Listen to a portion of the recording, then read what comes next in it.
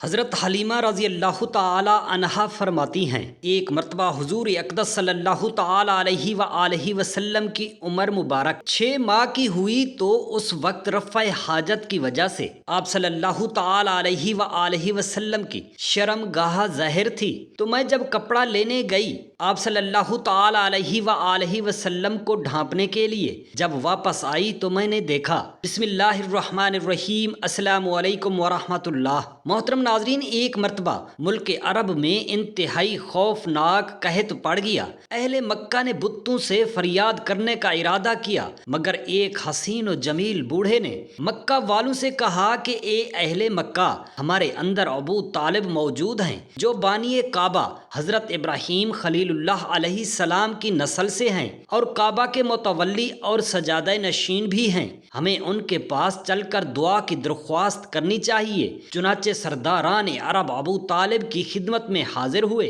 اور فریاد کرنے لگے کہ اے ابو طالب، قحط کی آگ نے سارے عرب کو جھلسا کر رکھ دیا ہے، جانور گھاس پانی کے لیے ترس رہے ہیں اور انسان دانا پانی نہ ملنے سے تڑپ تڑپ کر دم توڑ رہے ہیں، قافلوں کی آمد و رفت بند ہو چکی ہے اور ہر طرف بربادی اور ویرانی کا دور دورہ ہے، آپ بارش کے لیے دعا کیجیے۔ اہل عرب کی فریاد سن کر ابو طالب کا دل بھر آیا اور حضور اقدس صلی اللہ تعالی علیہ وآلہ وسلم کو اپنے ساتھ لے کر حرم کعبہ میں آ گئے اور حضور صلی اللہ تعالی علیہ وآلہ وسلم کو دیوار کعبہ سے ٹیک لگا کر بٹھا دیا اور دعا مانگنے میں مشغول ہو گئے۔ درمیان دعا میں حضور اکرم صلی اللہ تعالی علیہ وآلہ وسلم نے اپنی انگشت مبارک کو آسمان کی طرف اٹھا دیا، ایک دم چاروں طرف سے بدلیاں نمودار ہو گئیں اور فوراً ہی اس زور کا باران رحمت برسا کہ عرب کی زمین سیراب ہو گئی، جنگلوں اور میدانوں میں ہر طرف پانی ہی پانی نظر آنے لگا،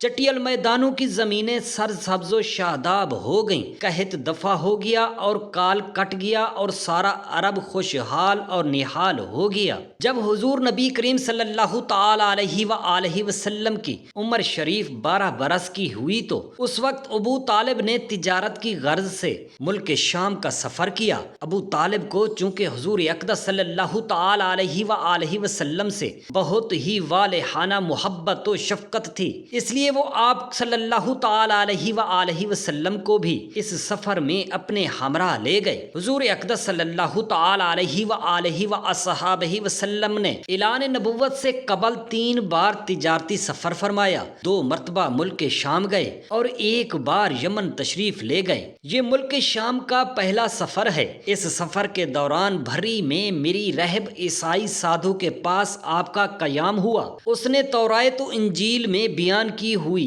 نبی آخر الزماں کی نشانیوں سے آپ صلی اللہ تعالی علیہ وآلہ وسلم کو دیکھتے ہی پہچان لیا اور بہت عقیدت اور احترام کے ساتھ اس نے آپ صلی اللہ تعالی علیہ وآلہ وسلم کے قافلہ والوں کی دعوت کی اور ابو طالب سے کہا کہ یہ سارے جہان کے سردار اور رب العالمین کے رسول ہیں جن کو خدا عز و جل نے رحمت للعالمین بنا کر بھیجا ہے۔ میں نے دیکھا ہے کہ شجر و حجر ان کو سجدہ کرتے ہیں اور آسمان ان پر سایہ کرتا ہے اور ان کے دونوں شانوں کے درمیان مہر نبوت ہے، اس لیے تمہارے اور ان کے حق میں یہی بہتر ہوگا کہ اب تم ان کو لے کر آگے نہ جاؤ اور اپنا مال تجارت یہیں فروخت کر کے بہت جلد مکہ چلے جاؤ، کیونکہ ملک شام میں یہودی لوگ ان کے بہت بڑے دشمن ہیں، وہاں پہنچتے ہی وہ لوگ ان کو شہید کر ڈالیں گے۔ توبہ نعوذ باللہ من ذالک۔ بحیرہ رہب کے کہنے پر ابو طالب کو خطرہ محسوس ہونے لگا،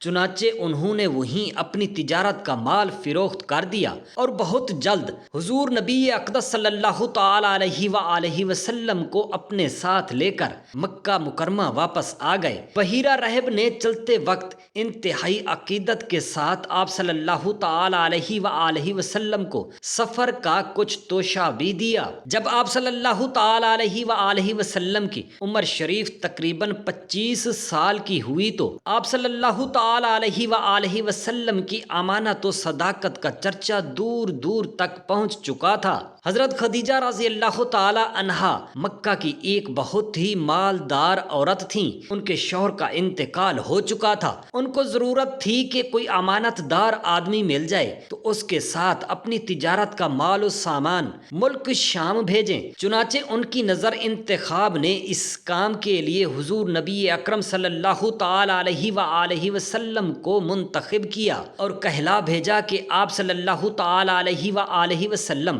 میرا مال تجارت لے کر ملک شام جائیں، جو معاوضہ میں دوسروں کو دیتی ہوں۔ آپ صلی اللہ تعالی علیہ وآلہ وسلم کی امانت و دیانت داری کی بنا پر میں آپ کو اس کا دگنا دوں گی۔ حضور اقدس صلی اللہ تعالی علیہ وآلہ وسلم نے ان کی درخواست منظور فرما لی اور تجارت کا مال و سامان لے کر ملک شام روانہ ہو گئے۔ اس سفر میں حضرت خدیجہ رضی اللہ تعالی عنہا نے اپنے ایک معتمد غلام میسرہ کو بھی آپ صلی اللہ تعالی علیہ وآلہ وسلم کے ساتھ روانہ کر دیا تاکہ وہ آپ کی خدمت کرتا رہے۔ جب آپ صلی اللہ تعالی علیہ وآلہ وسلم ملک شام کے مشہور شہر بصرہ کے بازار میں پہنچے تو وہاں نستورہ رہب کی خانقاہ کے قریب میں ٹھہرے۔ نستورہ میسرہ کو بہت پہلے سے جانتا پہچانتا تھا۔ حضور نبی اکرم صلی اللہ تعالی علیہ وآلہ وسلم کی صورت دیکھتے ہی نستورہ میسرہ کے پاس آیا اور دریافت کیا کہ اے میسرہ، یہ کون شخص ہیں جو اس درخت کے نیچے اتر پڑے ہیں؟ میسرہ نے جواب دیا کہ یہ مکہ کے رہنے والے ہیں اور خاندان بنو ہاشم کے چشم و چراغ ہیں، اور ان کا نام محمد صلی اللہ تعالی علیہ وآلہ وسلم اور لقب امین ہے۔ نستورہ رہب نے کہا کہ یہ سوائے نبی کے اس درخت کے نیچے آج تک کبھی کوئی نہیں اتر سکا، اس لیے مجھے یقین کامل ہے کہ یہ نبی آخر الزماں یہی ہیں، کیونکہ آخری نبی کی تمام نشانیاں جو میں نے تورات و انجیل میں پڑھی ہیں وہ سب ان میں دیکھ رہا ہوں۔ کاش میں اس وقت زندہ رہتا جب یہ اپنی نبوت کا اعلان فرماتے، تو میں ان کی بھرپور مدد کرتا اور پوری جان نثاری کے ساتھ ان کی خدمت گزاری میں اپنی تمام عمر گزار دیتا۔ اے میسرہ، میں تم کو نصیحت اور وصیت کرتا ہوں کہ خبردار ایک لمحہ کے لیے بھی تم ان سے جدا نہ ہونا اور انتہائی خلوص و عقیدت کے ساتھ ان کی خدمت کرتے رہنا، کیونکہ اللہ تعالیٰ نے ان کو خاتم النبیین ہونے کا شرف عطا فرمایا ہے۔ حضور اقدس صلی اللہ تعالی علیہ وآلہ وسلم بصرہ کے بازار میں بہت جلد تجارت کا مال فروخت کر کے مکہ مکرمہ واپس آ گئے۔ واپسی میں جب آپ کا قافلہ شہر مکہ میں داخل ہونے لگا تو حضرت بی بی خدیجہ رضی اللہ تعالی عنہا ایک بالا خانے پر بیٹھی ہوئی قافلہ کی آمد کا منظر دیکھ رہی تھیں۔ جب ان کی نظر حضور اقدس صلی اللہ تعالی علیہ وآلہ وسلم پر پڑی تو انہیں ایسا نظر آیا کہ دو فرشتے آپ صلی اللہ تعالی علیہ وآلہ وسلم کے سر پر دھوپ سے سایہ کیے ہوئے ہیں۔ حضرت خدیجہ رضی اللہ تعالی عنہا کے قلب پر اس نورانی منظر کا ایک خاص اثر ہوا اور وہ فرط عقیدت سے انتہائی والہانہ محبت کے ساتھ یہ حسین جلوہ دیکھتی رہیں۔ پھر اپنے غلام میسرہ سے انہوں نے کئی دن کے بعد اس بات کا تذکرہ کیا تو میسرہ نے بتایا کہ میں تو پورے سفر میں یہی منظر دیکھ رہا ہوں، اور اس کے علاوہ میں نے بہت سی عجیب و غریب باتوں کا بھی مشاہدہ کیا ہے۔ پھر میسرہ نے نستورہ رہب کی گفتگو اور اس کی عقیدت و محبت کا تذکرہ بھی کیا۔ یہ سن کر حضرت بی بی خدیجہ رضی اللہ تعالی عنہا کو آپ سے بے پناہ قلبی تعلق اور بے حد عقیدت و محبت ہو گئی، اور یہاں تک ان کا دل جھک گیا کہ انہیں آپ صلی اللہ تعالی علیہ وآلہ وسلم سے نکاح کی رغبت ہو گئی۔ آپ صلی اللہ تعالی علیہ وآلہ وسلم کو اس قدر مقبول خلائق بنا دیا اور عقل سلیم اور بے مثال دانائی کا ایسا عظیم جوہر عطا فرما دیا کہ کم عمری میں آپ صلی اللہ تعالی علیہ وآلہ وسلم نے عرب کے بڑے بڑے سرداروں کے جھگڑوں کا ایسا لاجواب فیصلہ فرما دیا کہ بڑے بڑے دانشوروں اور سرداروں نے اس فیصلہ کی عظمت کے آگے سر جھکا دیے، اور سب نے بالا اتفاق آپ صلی اللہ تعالی علیہ وآلہ وسلم کو اپنا حکم اور سردار اعظم تسلیم کر لیا۔ چنانچہ اس قسم کا ایک واقعہ تعمیر کعبہ کے وقت پیش آیا، جس کی تفصیل یہ ہے کہ جب آپ صلی اللہ تعالی علیہ وآلہ وسلم کی عمر مبارک 35 برس کی ہوئی تو زوردار بارش سے حرم کعبہ میں ایسا عظیم سیلاب آ گیا کہ کعبہ کی عمارت بالکل ہی منہدم ہو گئی۔ حضرت ابراہیم و حضرت اسماعیل علیہ السلام کا بنایا ہوا کعبہ بہت پرانا ہو چکا تھا۔ عمالقہ قبیلہ جرہم اور قسی وغیرہ اپنے اپنے وقتوں میں اس کعبہ کی تعمیر و مرمت کرتے رہے تھے، مگر چونکہ عمارت نشیب میں تھی اس لیے پہاڑوں سے برساتی پانی کے بہاؤ کا زور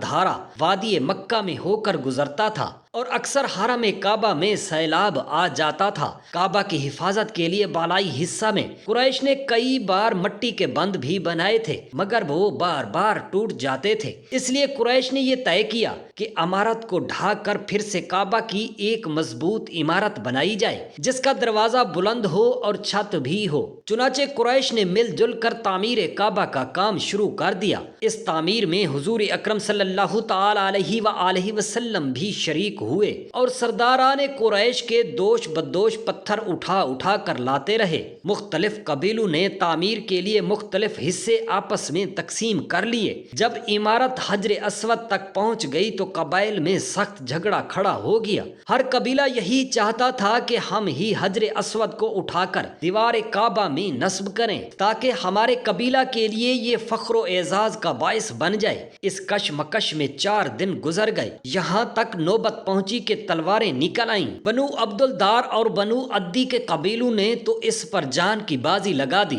اور زمانہ جاہلیت کے دستور کے مطابق اپنی قسموں کو مضبوط کرنے کے لیے ایک پیالہ میں خون بھر کر اپنی انگلیاں اس میں ڈبو کر چاٹ لیں۔ 5ویں دن حرم کعبہ میں تمام قبائل عرب جمع ہوئے اور اس جھگڑے کو طے کرنے کے لیے ایک بڑے بوڑھے شخص نے یہ تجویز پیش کی کہ کل جو شخص صبح سویرے سب سے پہلے حرم کعبہ میں داخل ہو اس کو عادل مان لیا جائے، وہ جو فیصلہ کر دے سب اس کو تسلیم کر لیں۔ چنانچہ سب نے یہ بات مان لی۔ خدا عز و جل کی شان کے صبح کو جو شخص حرم کعبہ میں داخل ہوا تو وہ حضور رحمت عالم صلی اللہ تعالی علیہ وآلہ وسلم ہی تھے۔ آپ کو دیکھتے ہی سب پکار اٹھے کہ واللہ یہ تو آمین ہیں، لہٰذا ہم سب ان کے فیصلہ پر راضی ہوں گے۔ آپ صلی اللہ تعالی علیہ وآلہ وسلم نے اس جھگڑے کا اس طرح تصفیہ فرمایا کہ پہلے آپ نے یہ حکم دیا کہ جس جس قبیلہ کے لوگ حجر اسود کو اس کے مقام پر رکھنے کے مدعی ہیں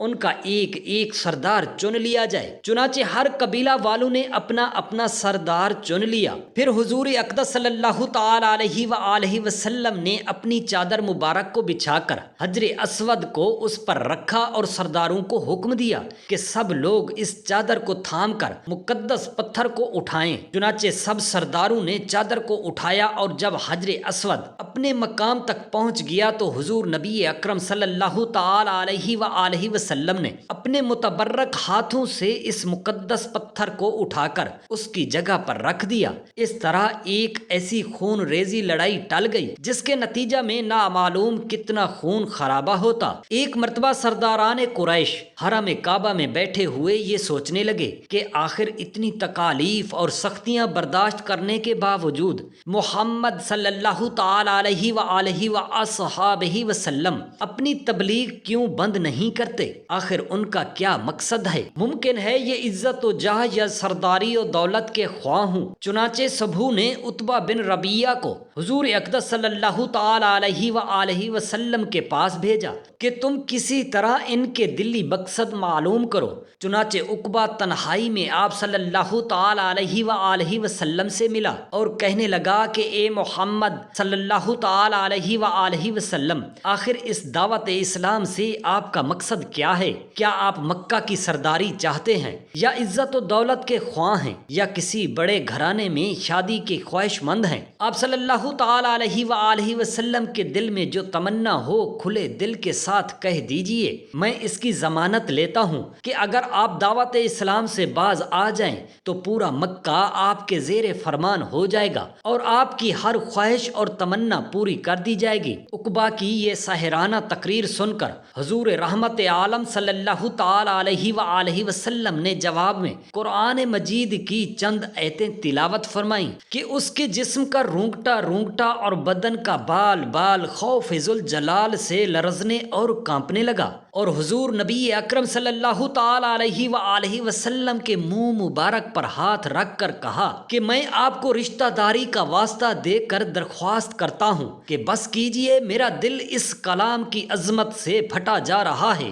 عتبہ بارگاہ رسالت صلی اللہ تعالی علیہ وآلہ وسلم سے واپس ہوا، مگر اس کے دل کی دنیا میں ایک انقلاب رونما ہو چکا تھا۔ عتبہ ایک بڑا ہی ساحر البیان خطیب اور انتہائی فصیح و بلیغ آدمی تھا۔ اس نے واپس لوٹ کر سرداران قریش سے کہہ دیا کہ محمد صلی اللہ تعالی علیہ وآلہ وسلم جو کلام پیش کرتے ہیں وہ نہ جادو ہے، نہ کہانت، نہ شاعری، بلکہ وہ کوئی اور ہی چیز ہے۔ لہٰذا میری رائے ہے کہ تم لوگ ان کو ان کے حال پر چھوڑ دو۔ اگر وہ کامیاب ہو کر سارے عرب پر غالب ہو گئے تو اس میں ہم قریشیوں ہی کی عزت بڑھے گی، ورنہ سارا عرب ان کو خود ہی فنا کر دے گا۔ مگر قریش کے سرکش کافروں نے عتبہ کا یہ مخلصانہ اور مدبرانہ مشورہ نہیں مانا، بلکہ اپنی مخالفت اور اعزاء رسانیوں میں اور زیادہ اضافہ کر دیا۔ حضرت حلیمہ رضی اللہ تعالی عنہا کا بیان ہے کہ آپ صلی اللہ تعالی علیہ وآلہ وسلم کا